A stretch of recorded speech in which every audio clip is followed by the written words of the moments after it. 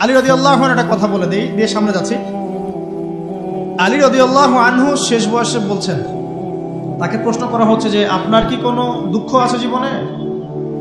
আলী রাদিয়াল্লাহু আনহু বলছেন যে আমি শুরু থেকে নবী সাল্লাল্লাহু আলাইহি ওয়াসাল্লামের পাশে ছিলাম, আমার দুঃখ নাই, তবে একটা মনের কষ্ট। কি? আমি যে জ্ঞানগুলো শিখেছি নবীর কাছ থেকে সাল্লাল্লাহু আলাইহি ওয়াসাল্লাম, সেই জ্ঞান বিতরণ করার জন্য কোনো পাত্র খুঁজে পেলাম না। কি গভীর কথা! যে জ্ঞান শিখেছি এটা বিতরণ করার পাত্রই খুঁজে পেলাম না। তাহলে পাত্র, আমরা তো পাত্র, জ্ঞান বিতরণ করবেন উলামায়ে কেরাম। পাত্র আমরা যদি পরিষ্কার না হই, জ্ঞান কিভাবে পাবেন? সম্ভব না। আরেকটা বিষয় বলে দেই, যখন আপনি জ্ঞানের চর্চায় মাঠে নামবেন, আল্লাহ পাক আপনার সম্মানার্থে ফেরেশতার পাখা আপনার পায়ের নিচে বিছিয়ে দিবেন ইনশাআল্লাহ। আর যখন আপনি জ্ঞান চর্চা করে আলেম হবেন ইনশাআল্লাহ তাআলা, আপনার জন্যে আসমান জমিনের সমস্ত মাখলুক, এমনকি সমুদ্রের নিচের মাছ, গর্তের ভিতরের পিপিলিকা, সবাই আল্লাহর কাছে আপনার জন্য ইস্তেগফার করবে ইনশাআল্লাহ। একটা হাদিসে নবীজি বলেছেন যে আকাশের চাঁদটাকে তোমরা যেমন দেখো উজ্জ্বল অন্য নক্ষত্রগুলোর তুলনায়, ঠিক তেমনি সাধারণ মানুষের উপরে একজন আলেমের মর্যাদা এমন। তো প্রিয় ভাইয়েরা, যুবক ভাইদেরকে বলছি, স্পেশালি আজকের লেকচারটা স্পেশালি তোমাদের জন্যই, এই ফাঁদগুলো থেকে বেঁচে থাকবে এবং এলেম অর্জন করবে। এলেম অর্জনের কোনো বিকল্প নয়, এবং এলেম অর্জনের জন্য সিলেবাস লাগবে। আর অনেক বইপত্র একা একা পড়তে পারবে না, আলেম ওলামাদের সংস্পর্শ লাগবেই, অন্যথায় পারবে না। এর পাশাপাশি আপনি সিরাতের বই পড়বেন, ইতিহাস পড়বেন, ইসলামিক অর্থনীতি পড়বেন, হ্যাঁ, ভূরাজনৈতিক প্রেক্ষাপটের বইগুলো পড়বেন, এগুলো ঠিক আছে। এবং জেনারেল লাইনে যেখানে পড়াশোনা করছেন, এই পড়াশোনাও কন্টিনিউ করবেন, এবং আপনার প্রতিভা দিয়ে আপনার জায়গা থেকেই ইসলামের খেদমত করবেন ইনশাআল্লাহ। পারা যাবে না? আল্লাহ তৌফিক দান করুন। যুবক ভাইদের সামনে এই ফাঁদ। কেন ফাঁদ? কারণ যুবক ভাইরা যদি জীবনের উদ্দেশ্য জেনে ফেলে এবং ইসলাম প্রতিষ্ঠার কাজে আত্মনিয়োগ করে, তাহলে কুফার শক্তি পালানোর জায়গা খুঁজে পাবে না ইনশাআল্লাহ। প্রিয় ভাইরা, আল্লাহ রাব্বুল আলামিন বলছেন মুমিনদেরকে, হে মুমিনরা, তোমরা আল্লাহকে ভয় করো। দেখুন, 6টা পিলারে বিশ্বাস না করা পর্যন্ত কেউ মুমিন হয় না। কয়টা পিলার? 1 নাম্বার হচ্ছে আল্লাহর প্রতি বিশ্বাস। 1 নাম্বার আল্লাহর প্রতি বিশ্বাস। 2 ফেরেশতা মণ্ডলীর প্রতি বিশ্বাস। 3 আসমানি কিতাব সমূহে বিশ্বাস। 4 নবী রাসূলগণের প্রতি বিশ্বাস। 5 পরকালের প্রতি বিশ্বাস, এবং 6 তাকদীরের ভালো মন্দের প্রতি বিশ্বাস। এই 6টা পিলারকে মনে বিশ্বাস করতে হয়, মুখে স্বীকৃতি দেওয়া লাগে, এবং কাজেও বাস্তবায়ন করতে হয়। তারপর আপনি মুমিন হবেন ইনশাআল্লাহ। আল্লাহ পাক বলছেন আমাদেরকে, এই মুমিনদেরকে, তোমরা আল্লাহকে ভয় করো, ভয় করার মতো ভয় করো। এটার ব্যাখ্যা কি? ভয় করা মানে কি?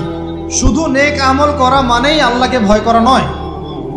আল্লাহ পাকের যত নিষেধ আছে, এই নিষেধগুলো ছেড়ে দেওয়ার নাম হলো আল্লাহকে ভয় করা। যদি আমি নামাজ পড়ি, প্রমাণিত হবে না যে আমি আল্লাহকে ভয় করি। হারাম ছেড়ে নামাজ পড়েন, হালাল খেয়ে নামাজ পড়েন, প্রমাণ হবে আপনি আল্লাহকে ভয় করেন। নামাজ পড়াটা একটু সহজ কাজ, কিন্তু এই হারাম রিজিক ছেড়ে দেওয়া এত সহজ কাজ নয়। রোজা রাখা সহজ কাজ তুলনামূলক, কিন্তু সুদ ঘুষ ছেড়ে দেওয়া এত সহজ কাজ নয়। তাসবিহ তাহলিল করা সহজ কাজ, কোরআন তেলাওয়াত করাও সহজ কাজ তুলনামূলক, কিন্তু ওই বোনের সম্পত্তি তাকে ফিরিয়ে দেওয়া এত সহজ নয়। অন্য মুসলিম ভাইয়ের মান সম্মান রক্ষা করা তো সহজ নয়। পরিবারে পর্দা এবং নামাজ কায়েম করা তো সহজ নয়। এবং এই সুদ ঘুষ দুর্নীতি অন্যের সম্পদ আত্মসাৎ থেকে বের হয়ে আসা এত সহজ নয়। তাকওয়া মানে কি? পরিপূর্ণরূপে ইসলামে প্রবেশ করা, আল্লাহ পাকের যাবতীয় হুকুম আহকাম মেনে চলা, আদেশও এবং নিষেধ। আল্লাহ পাক বলেন শেষে, ওয়ালা তামুতুন্না ইল্লা ওয়া আনতুম মুসলিমুন। একজন নবীর কথা খালি বলবো, বিশৃঙ্খলা করেন, একটু ধৈর্যের সাথে বসেন। আমরা খুব লম্বা আলোচনা করবো না, একটু বসেন, শেষ করে দিচ্ছি আস্তে আস্তে।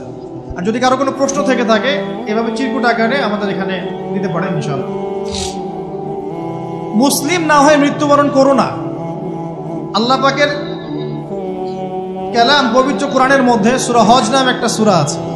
এখানে আল্লাহ পাক সূরা হজের মধ্যে ইব্রাহিম আলাইহিস সালামের কথা বলছেন যে হুয়া সাম্মাকুমুল মুসলিমিন।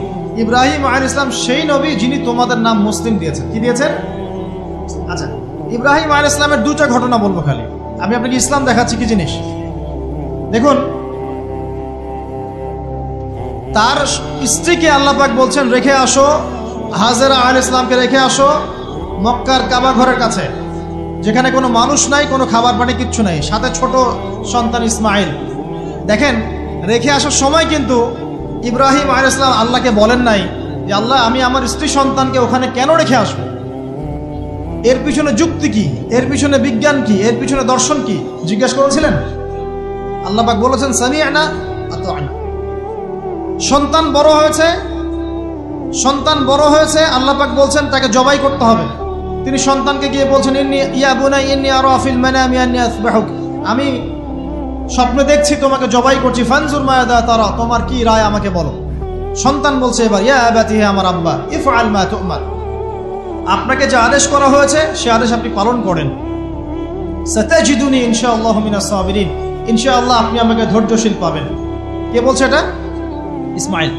ইসমাইলের মধ্যে কি এখনকার তরুণদের জন্য আদর্শ নাই? যে বয়সে ইসমাইল আলাইহিস সালাম বলছেন আব্বা আমাকে জবাই করে দেন, কোনো সমস্যা নাই, ইনশাআল্লাহ আপনি আমাকে ধৈর্যশীল পাবেন, ওই বয়সের আমাদের তরুণ প্রজন্ম, টিকটক প্রজন্ম, ওই বয়সে আমাদের তরুণ প্রজন্ম কিশোর গ্যাংয়ে যোগ দিয়েছে, জেনা করেছে, মাদক খাচ্ছে, জুয়া খেলছে, এই যে জার্সি গায়ে দিয়ে ঘুরে বেড়াচ্ছে। দেখেন, এই ওয়াজে আসার সময় দেখলাম যে কিছু ছেলে দাঁড়িয়ে আছে ওখানে, কি হচ্ছে ওখানে দাঁড়ায়, বক্তা এখন আসে নাই, সিগারেটের প্যাকেট থেকে সিগারেট বের করে টান দিচ্ছে ওখানে। বক্তা তো এখন আসেন, টান দিয়ে যায়, তারপর বসে। মাদক বলতে কি বোঝো তোমরা? খালি গাঁজা, ইয়াবা, ফেন্সিডিলি মাদক? সিগারেটটা মাদক না? এই জর্দা খাই, এটা কি মাদক না? এগুলো মাদকের মধ্যে পড়ে, এগুলো ফ্যাশন হয়ে গেছে এখন। আল্লাহ পাক তোমাদেরকে এগুলো থেকে হেফাজত করুন। আমি দেখেন, ইসমাইল বলছেন হে আমার আব্বা আমাকে আপনি জবাই করে দেন, যদি আল্লাহ আদেশ করে থাকেন, আমাকে ধৈর্যশীল পাবেন ইনশাআল্লাহ। মা বোনদের জন্য বলছে এখানে একটা কথা, দেখুন প্রিয় মা বোনরা ভালো করে শুনুন। দেখুন, ইসমাইল আলাইহিস সালামকে কিন্তু তার